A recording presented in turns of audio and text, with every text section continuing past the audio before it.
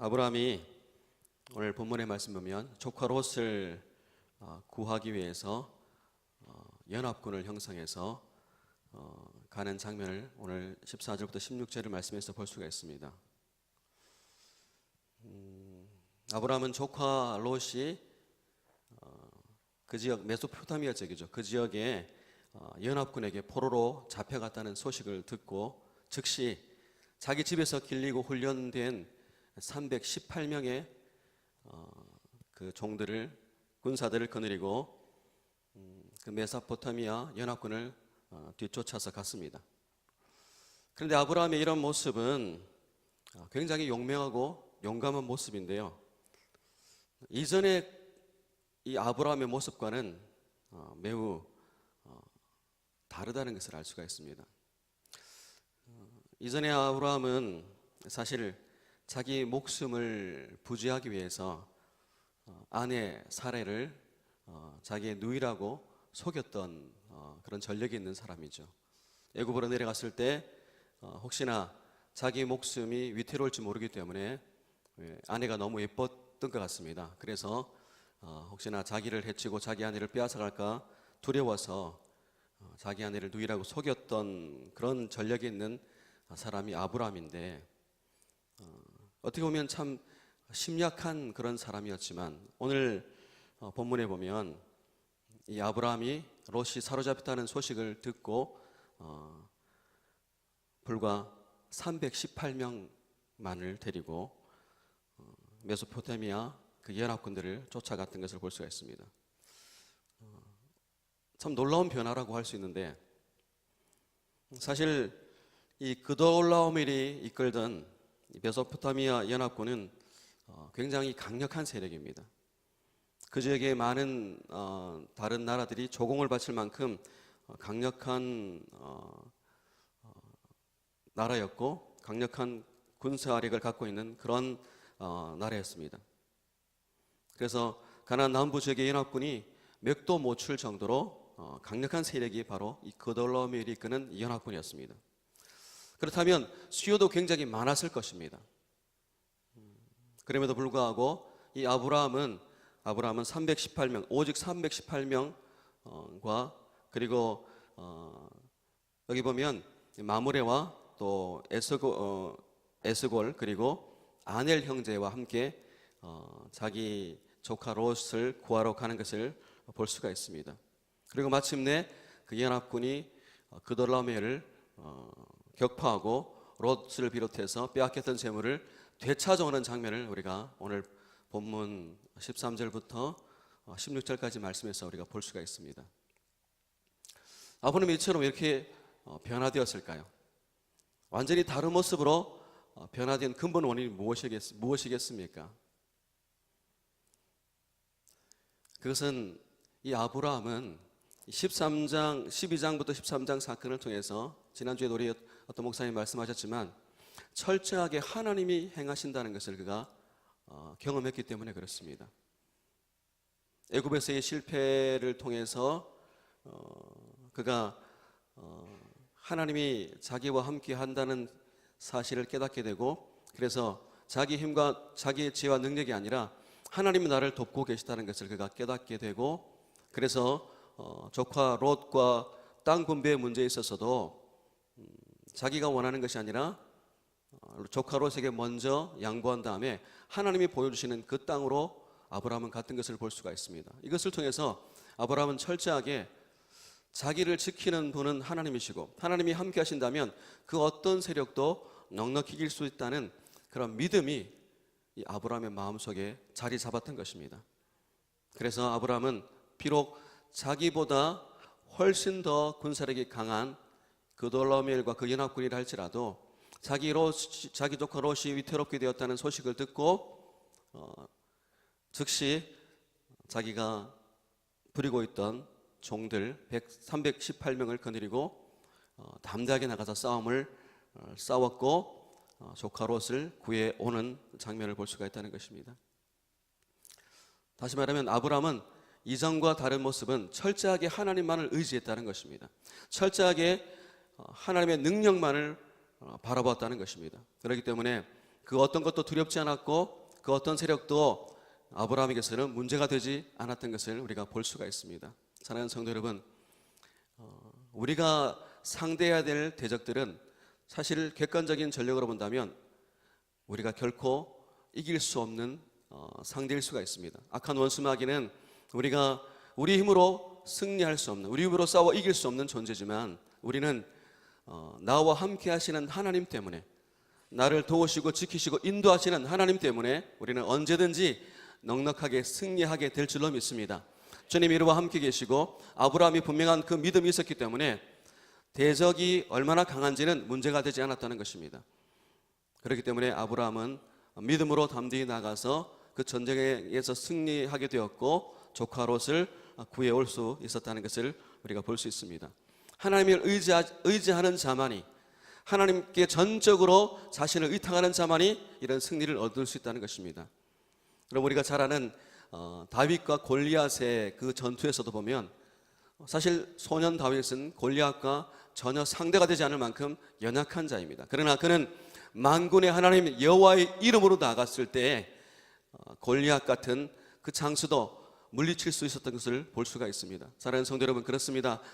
골리앗같이 우리 앞에 놓여 있는 문제가 아무리 크다 할지라도 하나님이 함께 하시는 자에게는 하나님의 능력으로 그 모든 것들을 넉넉하게 승리하게 될 줄로 믿습니다. 그렇기 때문에 전쟁은 누구에게 속한 것입니까? 나에게 속한 것이 아니라 하나님께 속한 것이기 때문에 주님을 의지하고 나아가는 자, 그래서 전쟁에 승패, 하나님의 전쟁의 승패에 있어서는 무기에 좋고 나쁨에 달린 것도 아니고 군사력이 많고 적음에 달린 것도 아닙니다. 기드온은 300용사를 거느리고, 오늘 318명이 나오는데 기드온은 300명의 용사를 거느리고도 블레셋과의 전투에서 승리했던 것을 볼 수가 있습니다. 10만이 넘는 블레셋과의 전투에서 승리한 것을 볼 수가 있습니다.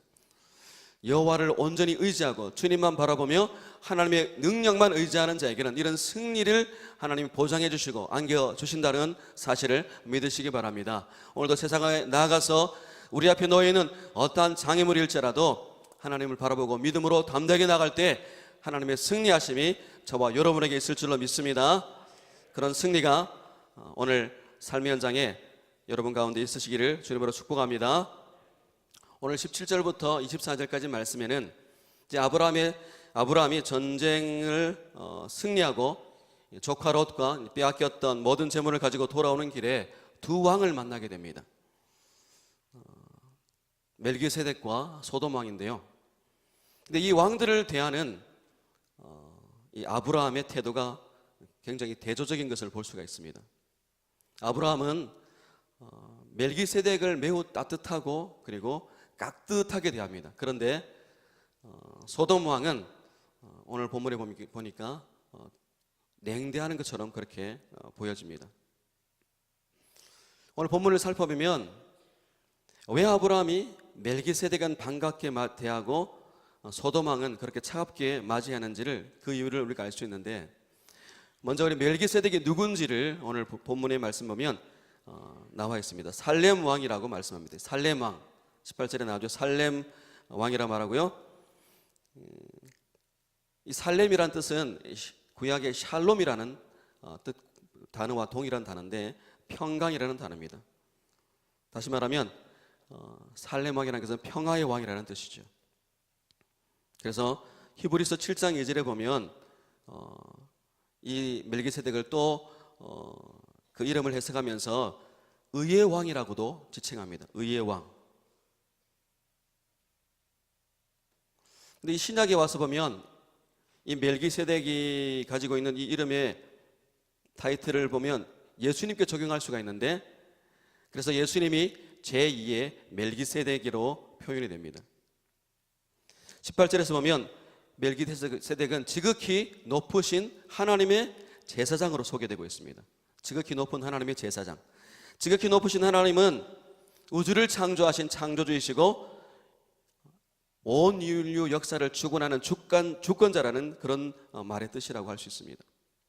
그래서 멜기세덱은 하나님의 제사장으로서 지금 아브라함에게 등장하고 있고,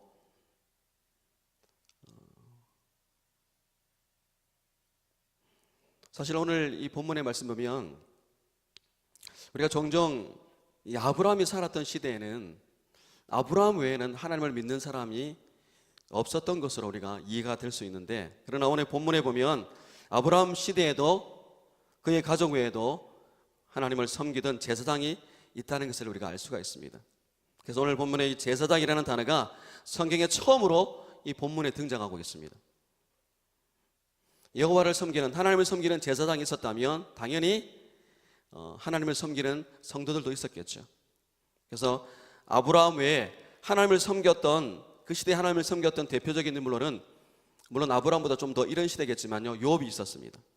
그래서 하나님께서는 어느 시대에든지 하나님께서 보존하시는 자기 백성이 있다는 것을 알 수가 있죠. 그래서 엘리야가 탄식하면서 자기밖에는 하나님을 따르는 자가 없다라고 하나님께 탄식하던 얘기했을 때 하나님께서 뭐라 말씀합니까?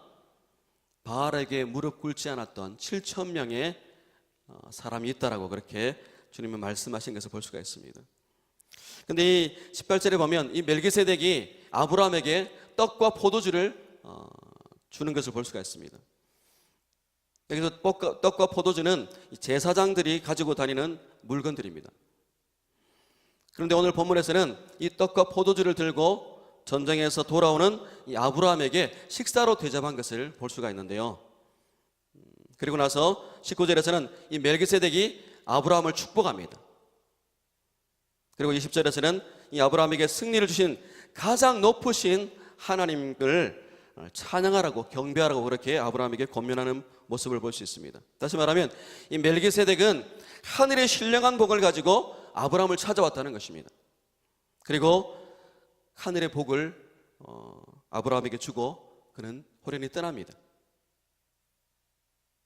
그리고 이런 멜기세덱의 축복에 대한 반응으로 이 아브라함은 11조를 하나님께 11조를 바치는 것을 볼 수가 있습니다. 20절 끝에 보면 아브라함이 그 얻은 것에서 10분의 1을 멜기세덱에게 준 것을 볼 수가 있는데, 이 멜기세덱의 11조를 바쳤다는 것은 신약으로 말한다면 주님께, 예수님께, 하나님께 예물을 올려드렸다는 그런 뜻이라고 할 수 있겠죠. 이 멜기세덱에 대해서는 사실 구약에 보면 오늘 이 본문에 등장하고 시편 110편 4절 말씀에만 등장하고는 그 외에는 다른 본문에는 등장하지 않습니다. 그럼에도 불구하고 이 히브리서에 보면 이 멜기세덱에 대한 말씀이 히브리서 5장부터 7장 말씀에서 멜기세덱을 그리스도를 상징하는 인물로 표현하고 있는 것을 볼 수가 있습니다. 특별히 히브리서 7장 1절부터 4절에 보면 이 멜기세덱을 앞에도 우리 14장에 또 소개하고 있는 것처럼 평화의 왕으로, 살렘 왕이요, 의의 왕이요, 그리고 지극히 높으신 제사장이요, 아브라함에게 복을 빈 자라고 그렇게 이 멜기세덱을 표현해주고 묘사해주고 있습니다. 다시 말하면 예수님과 그렇게 연결시키고 있는 것을 볼 수가 있는데요. 그래서 어떻게 보면 오늘 창세기 14장 17절부터 24절까지 말씀은 히브리서 7장 1절부터 4절에서 그대로 요약해주고 있다고 말할 수도 있습니다. 이처럼 이 멜기세덱은 이 아브라함을 영적으로 축복하고 하나님의 복을 나눠줬던 사람이라고 말할 수 있고, 두 번째로 등장하는 사람이 이 소돔 왕인데, 이 소돔 왕은 아브라함에게 소돔의 백성들을 제외한 모든 것을 다 가지라고 오늘 21절에서 그렇게 제안을 합니다. 소돔 왕은 하늘의 신령한 복을 빌어주었던 이 멜기세덱과는 달리 이 세상의 복, 세상적인 복을 아브라함에게 준다고 말할 수 있습니다. 근데 아브라함은 어떻게 합니까? 단호하게 이 소돔 왕의 제의를 거절합니다. 그래서 소돔 왕에게 속한 것은 실 한 오락이라도, 들매건, 다시 말하면 신발끈 하나라도 갖지 않겠다라고 그가 맹세를 한 것을 볼 수가 있습니다. 우리 한번 본문의 말씀을 같이 한번 읽어볼까요? 22절과 23절 말씀을 한 번 더 읽어보겠습니다. 같이 읽습니다. 시작. 아브라함이 소돔 왕에게 이르되 천지의 주제이시오 지극히 높으신 하나님 여호와께 내가 손을 들어 맹세하노니 내 말이 내가 아브라함으로 치부하게 하였다 할까하여 내게 속한 것은 실 한 오락이나 들매끈 한 가닥도 내가 가지지 아니하리라. 여기 보면 실 한 오락이나 들매끈, 다시 신발끈 하나는 가장 보잘것없는 것들을 상징하는 것입니다. 다시 말하면 아브라함은 그 정말 보잘것없는 티끌 하나도 받지 않겠다는 결연한 결단을 오늘 말씀에서 표현해주고 있습니다. 왜 이렇게 단호하게 아브라함은 이 소돔 왕의 제의를 거부했을까요? 지금 이 전쟁의 승리가 하나님의 전적인 은혜로 말미암아 승리한 전쟁이라는 사실을 이 아브라함은 알았기 때문에 그렇습니다.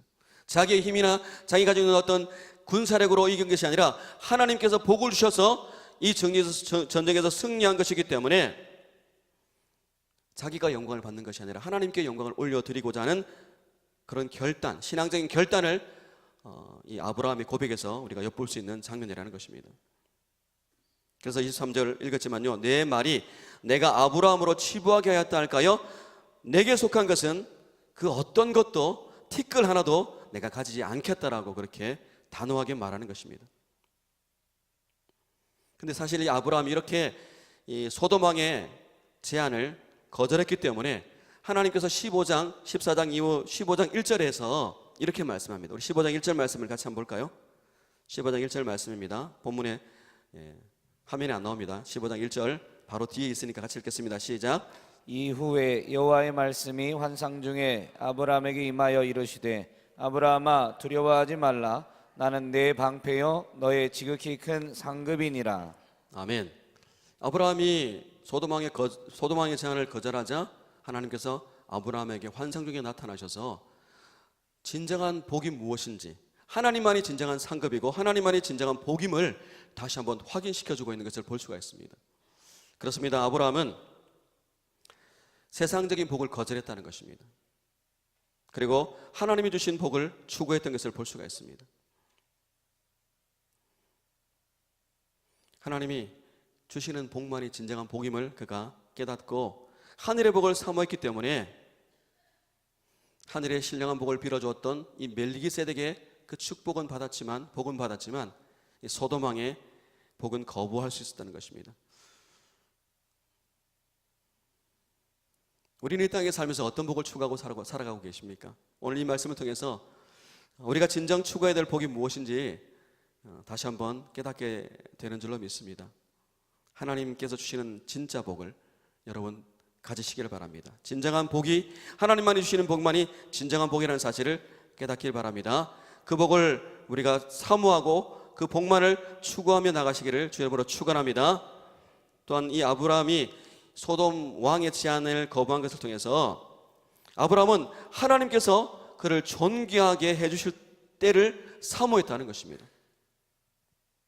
어떻게 보면 아브라함은 이 전쟁을 통해서 어떤 절호의 기회를 잡을 수 있었습니다.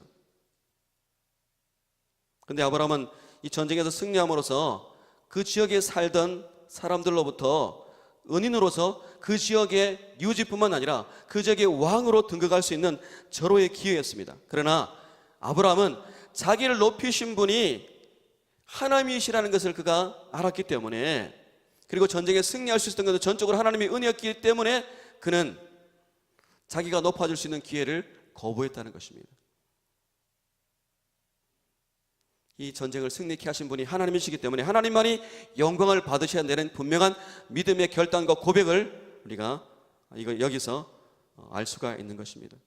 하나님이 다 하셨다는 것입니다. 그렇기 때문에 아브라함은 이 전쟁을 통해서 하나님께서 모든 것을 이루시는 분이심을 알고 그는 겸손하게 주님만 높여드리고 있는 것을 볼 수가 있습니다. 그리고 마지막으로 소돔 왕이 오늘 아브라함에게 주고자 하는 이 재물은 억울한 사람들의 눈물과 피로 얼룩진 가증한 물건이기 때문에 이 아브라함은 이 소돔 왕의 제안을 단호하게 거부했던 것입니다. 여러분, 우리가 잘 아는 것처럼 소돔 땅은 죄악으로 가득 차 있었습니다. 그리고 얼마 지나지 않아서 이 땅은 하나님의 심판을 받게 되는 그 땅입니다. 그렇다면 그 땅에서 나는 그 땅에 있는 그 사람들이 살고 그 땅에 살고 있는 사람들이 소유하고 있는 그 소유물이 깨끗하고 정결한 물건이었겠습니까? 아니죠. 부정한 물건이었을 것입니다. 그렇기 때문에 아브라함은 그 물건을 취할 수 없었다는 거죠. 하나님께서 우리가 부자가 되는 것을 미워하지는 않으십니다. 그러나 경건하지 못한 수단과 방법을 통해서 얻은 재물에 대해서는 하나님 기뻐하지 않는다는 것입니다. 그래서 아브라함은 결코 정당한 재물이 아닌 부정한 재물을 자기는 소유하지 않겠다는 믿음의 결단 때문에 소돔 왕의 제안을 단호하게 거부할 수 있었다는 것입니다. 사랑하는 성도 여러분, 우리가 이 땅을 살아가면서 물질이 필요하고 또 여러 가지 많은 세상적인 것들이 필요합니다. 그러나 우리의 욕심을 가지고 내가 취하고자 하는 욕심 때문에 얻고자 하는 것을 주님은 기뻐하지 않는다는 것입니다.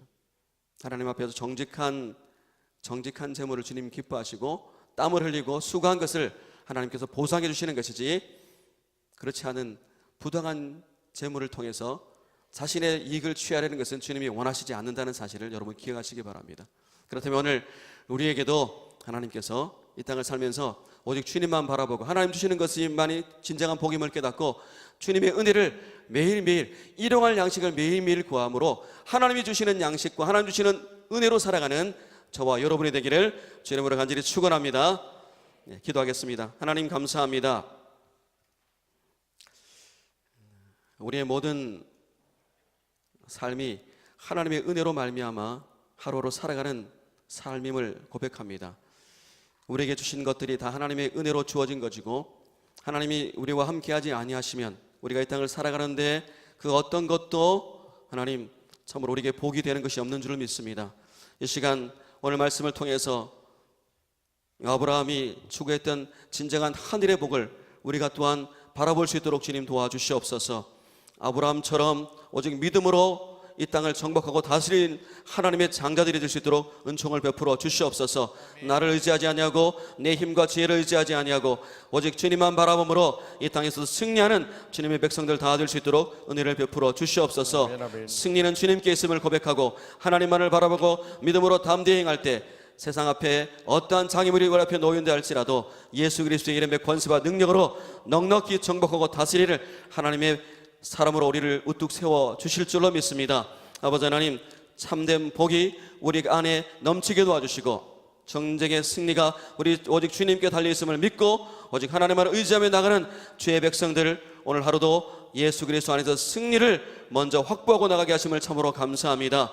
전쟁은 여호와께 속한 것이라고 분명히 말씀하셨사오니 우리가 싸울 영적인 전쟁에서도 하나님이 승리케 됨을 오늘 인정하며 나가게 하심을 감사합니다. 오늘 귀한 예물 드린 손길들이 있습니다. 11조 예물로 또 감사 예물로 1,000번째 귀한 예물 드린 손길들, 하나님 그들의 마음과 정성을 받아주시고 또 예물을 통해 간절한 기도의 제목도 함께 올려드렸습니다.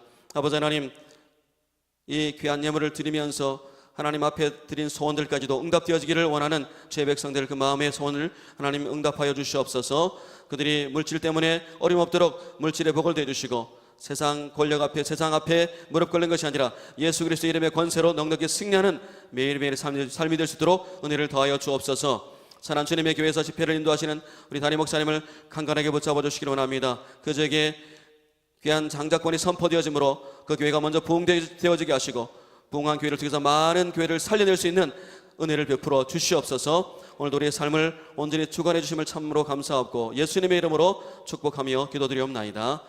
아멘.